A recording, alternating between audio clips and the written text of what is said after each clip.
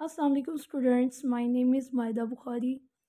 आज हम इस वीडियो में मैट्रिसेस के बारे में पढ़ने जा रहे हैं कि what is a matrix, what is a row, what is a column, what is the order of the matrix, how to find the order of the matrix and what is the equal matrix. अगर आपको मेरी video अच्छी लगे तो इसको like कीजिएगा और मेरे चैनल को सब्सक्राइब भी कीजिएगा।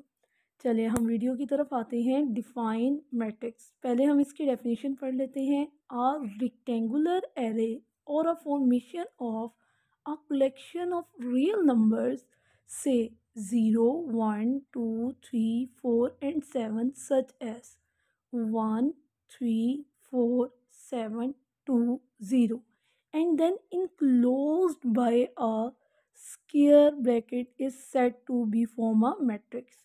यानी कि इस डेफिनेशन में क्या कहा गया है कि एक रेक्टेंगुलर शेप का फॉर्मेशन होना चाहिए जिसके अंदर रियल नंबर्स हों और वो स्क्वायर ब्रैकेट के अंदर बंद हों, उनको हम मैट्रिक्स कहते हैं। अब रियल नंबर क्या होते हैं? वो नंबर जो ज़ीरो से स्टार्ट होते हैं, 0, 1, 2, 3, 4, 5, 6 सो ऑन, जहाँ तक भी काउंटिंग जाती है वो हमारे रियल नंबर्स हैं। कोई भी किसी भी तरह के रियल नंबर्स को हम रेक्टेंगल की फॉर्म में लिख लें, रेक्टेंगल की फॉर्म में लिख के उसको हम स्क्वायर ब्रैकेट के अंदर बंद कर लें तो वो हमारे पास क्या बन जाती है? मैट्रिक्स बन जाती है। यहाँ कुछ एग्जांपल मैं आपको दिखाती हूँ। ये देखें, जिस तरह कोई भी मैंने रियल नंबर ले लिया है, जैसे यहाँ 5, 2, 3, 4, 1, 6 और उसको मैंने रेक्टेंगल की फॉर्म में लिखा और उसको मैंने स्क्वायर ब्रैकेट के अंदर बंद कर दिया, तो मैं इसको क्या कहूँगी? This is a matrix. इसी तरह 7, 3, 7, 8, 2, 4, 4, 1, 0, 9, 6, 1 मैंने कुछ रियल नंबर को लिया, उनको रेक्टेंगल की फॉर्म में अरेंज किया और उसके बाद मैंने उसको स्क्वायर ब्रैकेट के अंदर बंद कर दिया, तो ये क्या होगा? हमारे पास मैट्रिक्स होगा। अब देखिए, हमारे पास ब्रैकेट्स बहुत तरह की होती हैं, 3 तरह की होती हैं। जिस तरह स्मॉल ब्रैकेट होती है, दरमियानी ब्रैकेट होती है। अगर दरमियानी ब्रैकेट के अंदर हमारे पास रियल नंबर बंद होंगे तो क्या वो मैट्रिक्स होगा? वो मैट्रिक्स नहीं होगा। स्मॉल ब्रैकेट के अंदर हमारे पास रियल नंबर बंद होंगे तो क्या वो मैट्रिक्स होगा? नहीं होगा। सिर्फ स्क्वायर ब्रैकेट के अंदर इनक्लोज्ड रियल नंबर्स जो हैं वो क्या कहलाते हैं? मैट्रिक्स कहलाते हैं। अब आगे हम रोज के बारे में पढ़ते हैं। The horizontal lines of numbers are called rows। The horizontal line of numbers are called rows। अब horizontal क्या होता है? देखें, इस तरह की जो लाइन है ना, उसको हम क्या कहते हैं? Horizontal line. जो बिल्कुल स्ट्रेट होती है, जैसा हमारा ग्राउंड है बिल्कुल प्लेन, ग्राउंड की जो सिमत होती है वो क्या होती है? हमारी हॉरिजॉन्टल लाइन होती है। यानी कि जब हम फर्श पे चलते हैं तो हम किसके ऊपर चल रहे हैं? हॉरिजॉन्टल के ऊपर चल रहे हैं, ठीक है। यानी कि जो बिल्कुल सीधी होती है उसको हम क्या कहते हैं? इस डायरेक्शन में, तो उसको हम कहते हैं हॉरिजॉन्टल। तो अब रोज़ मैट्रिक्स के अंदर क्या है वो मैं आपको बताती हूँ। ये देखें, हमारे पास ये वाली जो लाइन होगी ये हॉरिजॉन्टल लाइन होगी, तो ये क्या कहलाएगी? रो। इसी तरह ये वाली लाइन क्या होगी? हमारे पास हॉरिजॉन्टल लाइन होगी, तो ये भी क्या होगी? रो। अब हम पढ़ते हैं कॉलम्स के बारे में। The vertical lines of a numbers are called columns. The vertical lines of a number are called columns. Vertical line होती है सीधी, ठीक है। ये वाली लाइन हॉरिजॉन्टल लाइन और ये वाली लाइन वर्टिकल लाइन। अब जिस तरह मीनार होते हैं, ये क्या होंगे? वर्टिकल्स लाइन होंगी ना। तो जिस तरह दीवारें खड़ी होती हैं वो किस तरह खड़ी होती हैं? वर्टिकली खड़ी होती हैं। तो इस तरह की लाइंस को हम क्या कहते हैं? Vertical lines. अब मैट्रिक्स में वर्टिकल लाइंस जो होंगी वो क्या कहलाएंगी? कॉलम्स कहलाएंगी। जिस तरह फॉर एग्जांपल ये वाली जो लाइन है ये वर्टिकल लाइन है तो ये कॉलम होगा, ये भी वर्टिकल लाइन है तो ये कॉलम होगा, ये भी वर्टिकल लाइन है तो ये भी क्या होगा? कॉलम होगा। तो सिंपल ज़ुबान में हॉरिजॉन्टल लाइन रो, वर्टिकल लाइन कॉलम, ठीक है। अब मैं आपको लिख के दिखाती हूँ, बना के दिखाती हूँ। अब ये वाली लाइन जो है हमारे पास हॉरिजॉन्टल है तो हम इसको कहेंगे रो। रो को कैपिटल आर से शो कर रही हूँ। रो 1, अब इसमें दूसरी रो क्या कहलाएगी? रो 2। ठीक है। अब इसी तरह ये हमारे पास क्या है? Vertical line. तो ये क्या कहलाएंगे? कैपिटल सी से मैं कॉलम को शो कर रही हूँ, कॉलम 1। दूसरी लाइन क्या कहलाएगी? कॉलम 2। तीसरी लाइन क्या कहलाएगी? कॉलम 3। अब देखें इस मैट्रिक्स में हमारे पास कितनी रोज हुई? 1 रो 2 रो। 2 रोज हो गई। कॉलम्स काउंट करें, 1 2 3, 3 कॉलम्स है। तो कितनी रोज इस मैट्रिक्स में है? 2 रोज एंड 3 कॉलम्स।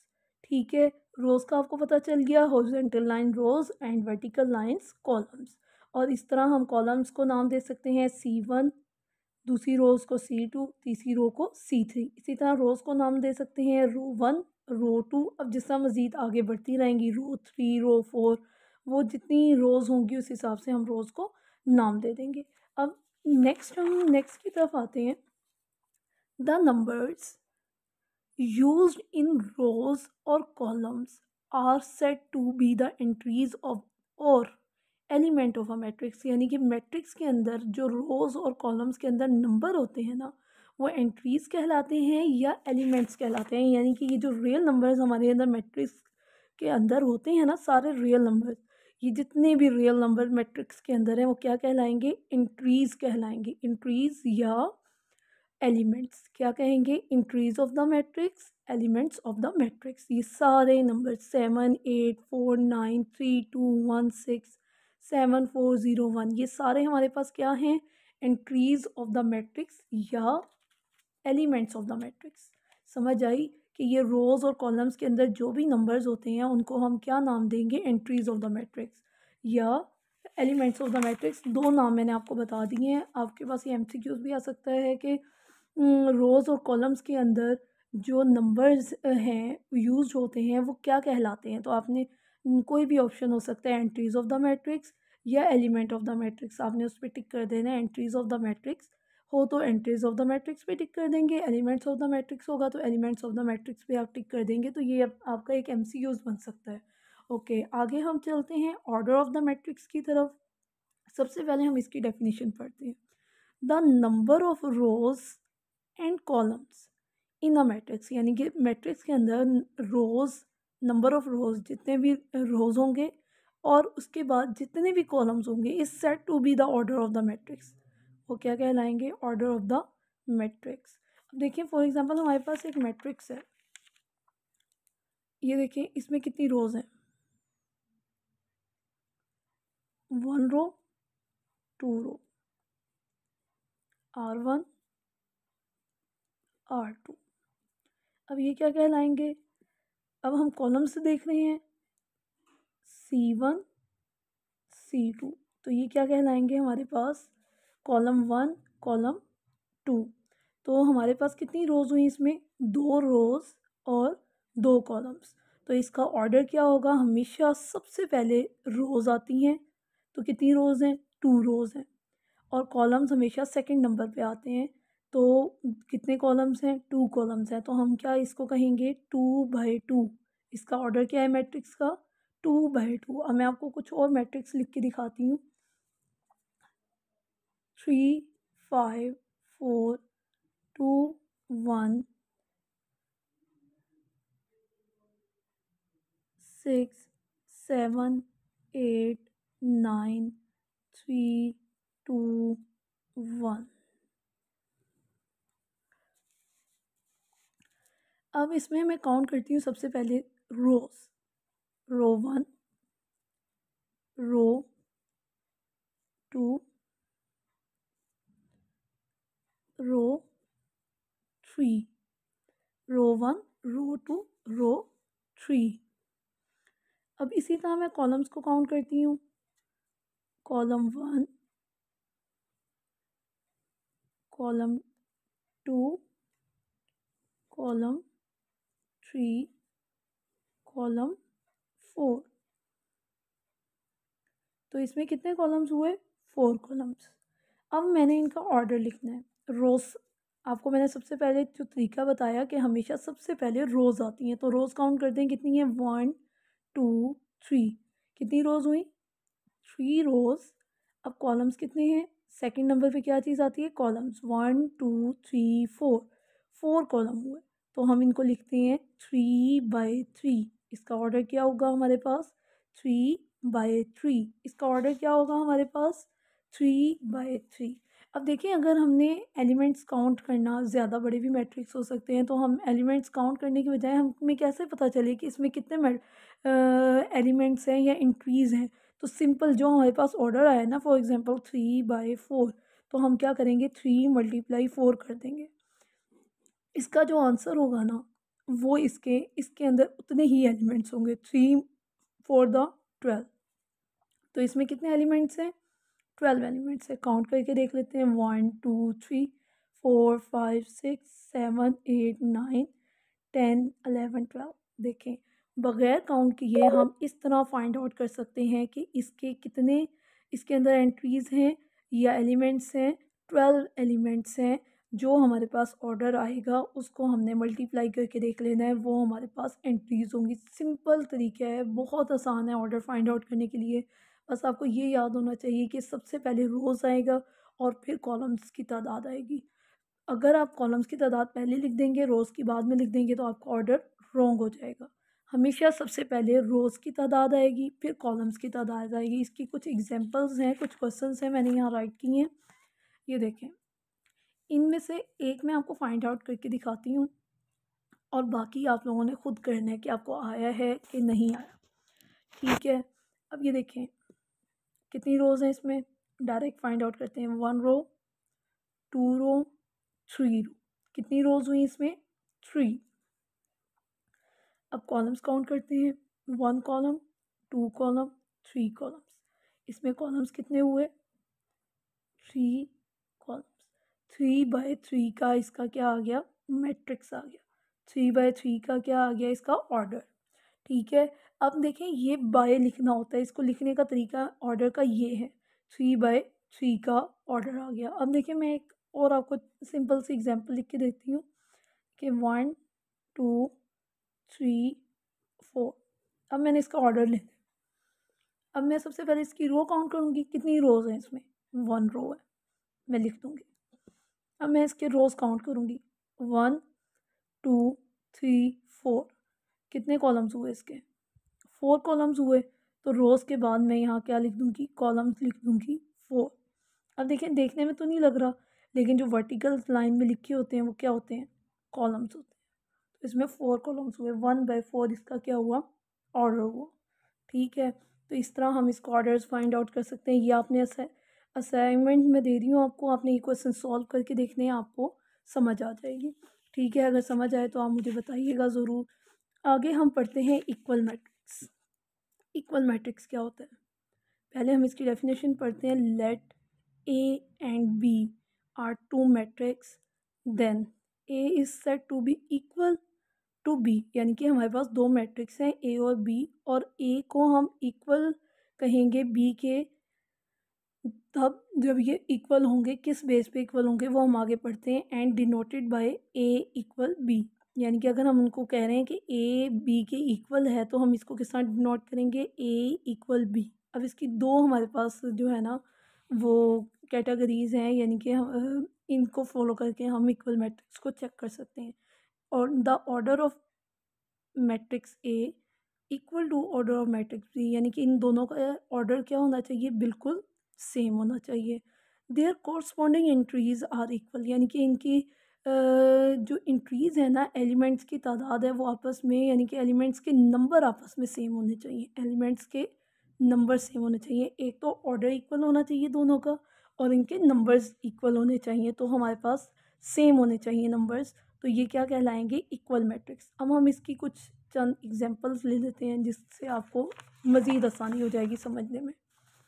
अब देखें, हमारे पास है ये a इज़ इक्वल टू 1 -4 3 2, और b, दो मैट्रिक्स लेने हैं ना, a और b।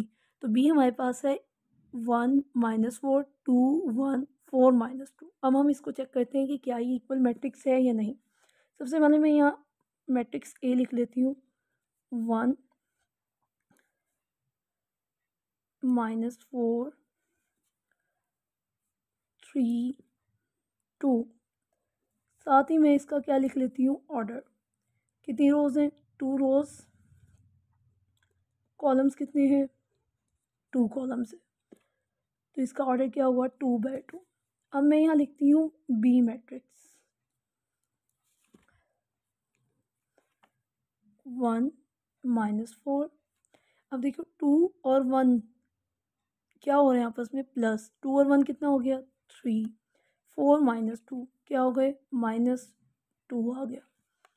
अब मैं इनका सबसे पहले ऑर्डर लूँगी, फिर हम इसको चेक करेंगे कि क्या ये इक्वल मैट्रिक्स हैं या नहीं। 1 2 2 रोज़ बाय कितने कॉलम्स, 1 2 2 कॉलम्स। 2 रोज़ 2 कॉलम्स यानी कि 2/2 ऑर्डर। सबसे पहला काम था हमारा, 2 स्टेप्स थे, 2 स्टेप्स थे। पहला स्टेप था ऑर्डर इज इक्वल हो, 2/2 2/2 ऑर्डर इक्वल है। अब इनके नंबर्स देखने हैं कि इनके आमने सामने कॉरस्पॉन्डिंग नंबर्स इक्वल हैं या नहीं। पहला नंबर 1, पहला नंबर 1, दूसरा नंबर 3, दूसरा नंबर 3, थर्ड नंबर -4 -4 इक्वल।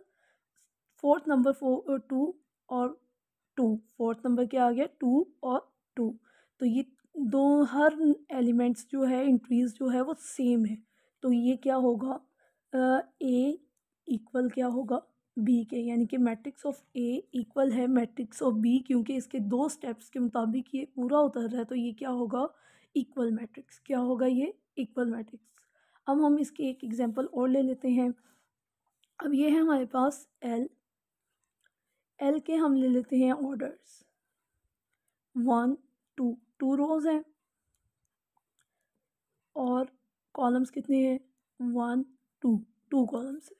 इसमें 2 रोज़ हैं, 2 कॉलम्स हैं। ऑर्डर सेम हो गया। अब हमने इसके कॉरस्पॉन्डिंग एलिमेंट्स चेक करने हैं। 2 2 same, 3 3 same, -1 -1 same, 2 -2 not same. तो क्या ये इक्वल मैट्रिक्स होगा, नहीं। इसकी एक एंट्री हमारे पास जो है वो इक्वल नहीं है। तो इस वजह से ये वाला मैट्रिक्स जो है not equal to M, matrix of L not equal to matrix of M. एक एग्जांपल और सिंपल सी देख लेते हैं कि मज़ीद आपको अच्छे से इक्वल मैट्रिक्स की समझ आ जाए, क्योंकि नेक्स्ट जो एक्सरसाइज है वो सारी जो है इस बेस पे आपकी कंप्लीट हो जाएगी। ठीक है, अब हमारे पास है ये वाला पी। इसके हम ऑर्डर लेते हैं 1 2। कितनी रोज़ हो गई हमारे पास, 2 रोज़। और कॉलम्स कितने हो गए, 1 2। कितने कॉलम्स हो गए हमारे पास, 2 कॉलम्स हो गए। अब दूसरा मैट्रिक्स लेंगे, इसकी रोज़ काउंट करते हैं, 1 2 2 कॉलम्स बाय दूसरा कॉलम्स को काउंट करना है, 1 2 3। 2 रोज़ हो गए थे, 3 कॉलम्स हो गए। हमने इनका ऑर्डर लिख दिया। फर्स्ट स्टेप हम चेक करेंगे कि इनका ऑर्डर्स, फर्स्ट स्टेप में हमने ये पढ़ा था ना कि ऑर्डर्स इक्वल होने चाहिए। तो 2/2 इसका ऑर्डर है, 2/3 इसका ऑर्डर है। क्या इनका ऑर्डर सेम है, जब इनका ऑर्डर ही सेम नहीं है तो ये इक्वल कैसे हो सकते हैं। तो हम साथ ही सेकंड स्टेप चेक करने से पहले ही हम इसको कह देंगे कि P not equal to Q, यानी कि P not equal to Q। तो अब आपको मज़ीद समझ आ गई होगी कि हमने इसको कैसे फाइंड आउट किया है कि P not equal to Q कैसे हुआ, कि इनका ऑर्डर इक्वल नहीं था। इसमें इनके ऑर्डर इक्वल था, एंट्रीज इक्वल नहीं थी। एक एंट्रीज भी इक्वल नहीं होगी तो ये इक्वल मैट्रिक्स नहीं होगा। इसमें सारी जो हैं स्टेप्स क्लैरिफाई हो रहे थे कि इनका ऑर्डर भी सेम था और इनकी एंट्रीज भी सेम थी। तो ये हमारे पास कौन सा मैट्रिक्स होगा, इक्वल मैट्रिक्स होगा। आज की वीडियो हमारी यहीं तक थी। अगर आपको मेरी वीडियो अच्छी लगी हो तो मेरे चैनल को ज़रूर सब्सक्राइब कीजिएगा और मेरी वीडियो को लाइक कीजिएगा। बहुत शुक्रिया, अल्लाह हाफ़िज़।